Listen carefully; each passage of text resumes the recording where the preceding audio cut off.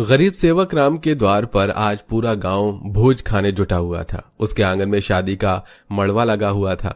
तभी हल्की हल्की बरसात शुरू हो जाती है और गांव का एक निवासी लखन मुंह बनाकर पत्तल उठा लेता है। तभी सेवक राम नम्रता से पूछता है, लखन भाई, भोज खा लिया?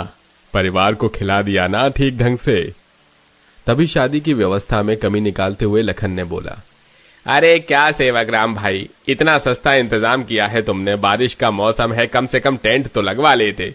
कहीं से भी देखने में नहीं लग रहा है कि शादी का घर है। न कोई रौनक है और न खाने पीने में ज्यादा खर्चा किया है। तभी दूसरा व्यक्ति कहता है, अरे वो भी छोड़ो भाई, कम से कम द्वार पर तो खर्चा करवाना चाहिए था। बढ़िया टेंट लगवाना चाहिए था। कुर्सी टेबल की व्यवस्था करवानी चाहिए थी। अरे भगवान न करे अगर बारिश जोरों की आ गई तो क्या होगा? अरे लड़के वाले बारात लेकर आएंगे तो कहां बिठाओगे उन्हें आखिर? इतने में नाचते गाते हुए लड़के वाले उस गरीब पिता के द्वार पर बारात लेकर आ जाते हैं। मंडप में दुल्हन बनी बैठी बिंदिया अरमानों भरे दिल से उन्हें देखती है। उसकी माँ गंगा और छोटी बहन गौरी भी वहीं मौजूद थे। दुल्हा बना शेखर आकर मंडप में बैठ जाता है। पूरा गांव शादी के उस घर में मौजूद था। तभी एकदम से लड़के के पिता पृथ्वीराज बारिश में भीगते हुए और भड़कते हुए लड़की के बाप को सुनाने लगा, अरे ये कोई मतलब थोड़े होता है। मैंने तुमको शादी तय करते वक्त ही साफ साफ कहा था कि शादी का इंतजाम अच्छा रखना। मेरे सब बारात वाले भीग रहे हैं। और दूसरी बात, जब तुम मेरे हाथ में 10 लाख रुपए नकद नहीं रखोगे तब तक ये शादी नहीं होगी, मतलब नहीं होगी। एकदम से शादी के उस धूमधाम वाले खुशियों भरे घर आंगने का माहौल बदल गया। गरीब सेवक राम अपनी पगड़ी उतारकर लड़के के पिता के पैर में रखकर आंसू भरी आंखों से बोलता है, समझी जी, मैं आपके आगे हाथ जोड़कर विनती करता हूँ। अभी मेरे पास बड़ी मुश्किल से ये 2.5 लाख रुपयों का इंतजाम हुआ है। इसे ले लीजिए। मैं धीरे धीरे दहेज के बाकी पैसे भी दे दूंगा। मेरी बेटी को स्वीकार कर लीजिए, वरना पूरे समाज और जात बिरादरी के सामने बड़ी बदनामी हो जाएगी। उस गरीब बेबस पिता के आंसू देखकर भी उस दहेज के लालची का मन नहीं पिघला। उसने अपने जूते की नोक से पैर में पड़ी उस पगड़ी को उछालते हुए कहा, जब दहेज देने की हैसियत ही नहीं थी तो रिश्ता लगाया क्यों था? ये शादी नहीं होगी। शेखर, मंडप से उठ जा।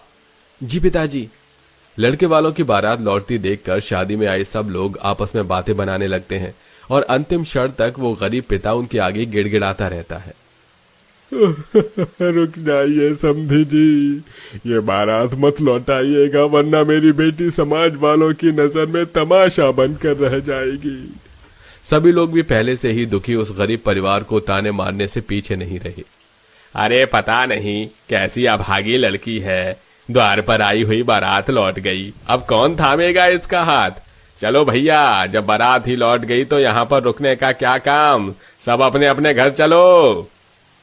अपनी लौटी हुई बारात के चलते बिंदिया का दिल टूट जाता है। बरसात के साथ उसकी आंखों से बहते आंसू भी थमने का नाम नहीं ले रहे थे। आज मेरे चलते भरे समाज में मेरे बाबा का स्वाभिमान छीन लिया गया। इससे अच्छा तो तू किसी गरीब के आंगन में बेटी नहीं देता विधाता। तभी चुप कराते हुए माँ गंगा कहती है, बिंदिया बेटी चुप हो जा। दोस्त तेरा नहीं बेटी, बल्कि इस गरीबी का है जिसमें बेटी का पैदा होना ही उसका बुरा भाग्य है। गरीब गंगा की बात में कड़वी सच्चाई थी, क्योंकि लाखों गरीब पिता की बेटी की डोली इसी वजह से नहीं विदा हो पाती, क्योंकि उनके पास देने के लिए दहेज नहीं होता। ये कहानी गरीब सेवक राम की है, जिसकी 2 बेटी हैं। एक छोटी बेटी गौरी जो कि पढ़ रही है, और शादी लायक बड़ी बेटी बिंदिया, जिसके अब तक दहेज के चलते हजारों रिश्ते टूट चुके हैं। परिवार की जिंदगी बड़े गरीबी में गुजर रही है। सेवक राम रेलवे स्टेशन पर भेलपूरी खिलाता था, जिससे उसकी बहुत थोड़ी कमाई होती थी और उसमें घर का गुजारा चला पाना बड़ा ही कठिन था। कई दिनों बाद बिंदिया उस दुख से उभरती है।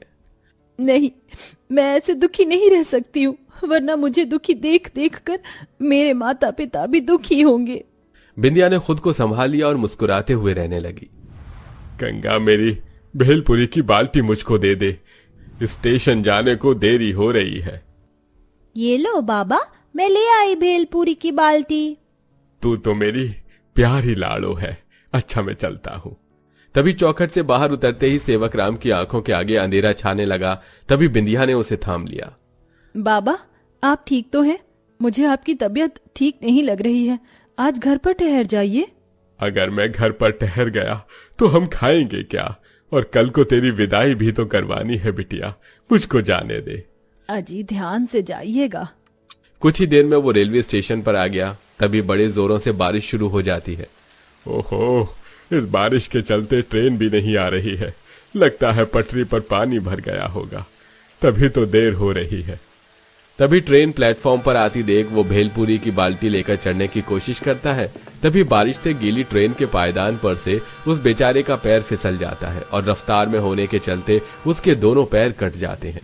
अब परिवार पर जैसे दुखों का पहाड़ सा छा जाता है। दाने दाने की किल्लत छा जाती है। लाचारों के समान सेवक राम बिलख बिलख कर घर की परिस्थितियों को देखकर रो पड़ा। बिना पैरों के अब मैं कैसे कमाऊंगा और कैसे कर पाऊंगा अपनी बेटियों की शादी ब्याह? एक बेटा भी तो नहीं दिया भगवान ने। पिताजी, मैं हूं ना, मैं सब संभाल लूंगी। बिंदिया बहुत ही मधुर गाती थी। अगले दिन वो कई जगह जाकर काम की तलाश करती है और उसे बड़े हाई स्कूल में संगीत सिखाने का मौका मिलता है। आपका बहुत बहुत धन्यवाद सर, जो आपने मुझे ये अवसर दिया। जी, ये तो मेरे स्कूल के विद्यार्थियों का सौभाग्य होगा जो आप उन्हें संगीत सिखाएंगी। वो व्यक्ति कोई और नहीं बल्कि इस पूरे स्कूल के टीचर अविनाश त्यागी थे, जिसे बिंदिया पहली नजर में पसंद आ जाती है। लेकिन दोनों के रुतबे में जमीन आसमान जितना फर्क था। अविनाश अपने माता पिता के साथ बड़े बंगले में रहता था। दिन गुजरते गए और एक दिन, बिंदिया, मैं तुमसे कुछ कहना चाहता हूँ। जी कहिए ना सर। मैं तुमसे प्यार करने लगा हूँ, क्या तुम मेरी जीवन साथी बनोगी? गरीब बिंदिया के लिए यह किसी सपने के जैसा था। सर, मैं बहुत ही गरीब माता पिता की बेटी हूँ। आपका और मेरा कोई मेल नहीं, और मुझ जैसी गरीब लड़की के लिए आपके परिवार वाले भी नहीं मानेंगे। आप अपने योग्य की लड़की देखकर शादी कर लीजिए। मैं चलती हूँ। बिंदिया जैसे जाने लगती है तभी जोरदार बारिश आ जाती है। बिंदिया, आओ गाड़ी में बैठ जाओ, मैं तुम्हें घर छोड़ देता हूँ। कुछ देर बाद, बस यहीं रोक दीजिए, यही मेरा घर है। अविनाश बिंदिया के गरीब से घर की दशा देखता है, जहां उसकी माँ और बहन बरसात का पानी निकाल रही थी। एक अंदर झोपड़े में लाचार पिता खाट पर पड़ा था और छत बुरी तरह टपक रही थी। अरे बेटी, आ गई तू? जी माँ, ये अविनाश जी हैं, जिस स्कूल में मैं संगीत सिखाती हूँ, वहाँ के टीचर। जी नमस्ते माँ जी। अरे आइए ना अविनाश बाबू, चाय पानी पी कर जाइएगा। जी जरूर आऊंगा, अभी जरा जल्दी में हूँ। अविनाश घर जाकर अपने माता पिता से बिंदिया के बारे में बात करता है और अगले दिन वो पूरी तैयारी के साथ रिश्ता लेकर आता है। उस दिन भी खूब तबाही वाली बारिश हो रही थी, जिससे उनके घर में पानी की रेल लगी हुई थी। हे भगवान, इस दिन रात की बारिश ने तो तबाह करके रख दिया है। जितना पानी फेंको उतना भरता जाता है।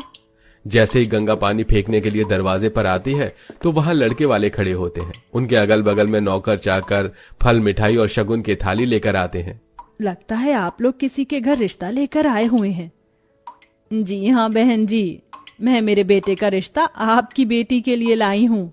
इतने अमीर घराने का रिश्ता अपने घर द्वार पर आया देखकर गंगा को भरोसा नहीं होता। जी लगता है आप लोगों को कोई गलत फहमी हो गई है। हम गरीबों के घर से आप नाता क्यों जोड़ना चाहेंगे? घर भटक गए हैं। घर भी यही है और लड़की भी इसी घर में है। मैं अपने अविनाश के लिए आपकी बेटी को मांगने आई हूँ। ये शगुन स्वीकार कीजिए। उन दोनों माता पिता की आंख से आंसू बहने लगे। समझ में नहीं आ रहा कहाँ बिठाऊं आपको। आइए ना, भीतर आइए। अपनी सामर्थ्य के अनुसार गंगा लड़के वालों का आदर भाव करती है, जिसके बाद वंदना बिंदिया को चुन्नी चढ़ाकर फल मिठाइयां और शादी का जोड़ा उसके हाथ में देती है और जल्दी शादी की तिथि भी निकल आती है। तभी सेवक राम बिस्तर से उठ जाते हैं। बाबा, आप कहाँ जा रहे हैं? मुझे अपनी बेटी की विदाई करनी है। मैं घर में नहीं रह सकता। भगवान ने भले पांव छीन लिया, लेकिन हाथ तो सही सलामत है। सेवक राम रेड लाइट पर बैठकर जूते पॉलिश करने लगता है। धीरे धीरे गुजरते पलों के साथ शादी का पल पास आ जाता है, लेकिन किसी भी चीज का इंतजाम नहीं हो पाता और दिन रात की बरसात से उनकी छत झरने के जैसे बहने लगती है। उसी में गरीब बेटी को हल्दी मेहंदी लगती है।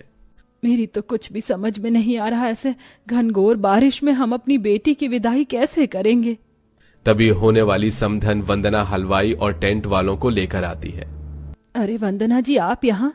जी हाँ समधन जी, अब हम रिश्तेदार नहीं एक परिवार हैं, इसलिए आज एक अर्जी लेकर के आई हूँ। शादी का खर्चा हमें उठाने दीजिए। यह सुनकर उस गरीब माँ के मन से सारी दुविधाएं मिट गईं। छलकते आंसू से गंगा ने कहा, जरूर मेरी बिटिया ने पिछले जन्म में कोई धन्य कर्म किए होंगे जो इस जन्म में उसे आप जैसे भले ससुराल वाले मिलने जा रहे हैं। अंत में दोनों परिवार संग में मिलकर शादी की तैयारी करते हैं, जिसके बाद बरसात के उस मौसम में भी बिंदिया की शादी धूमधाम भरी होती है, जिसे पूरा समाज देखता रह जाता है और सेवक राम अपनी बेटी को विदा कर देता है। माँ, बाबा,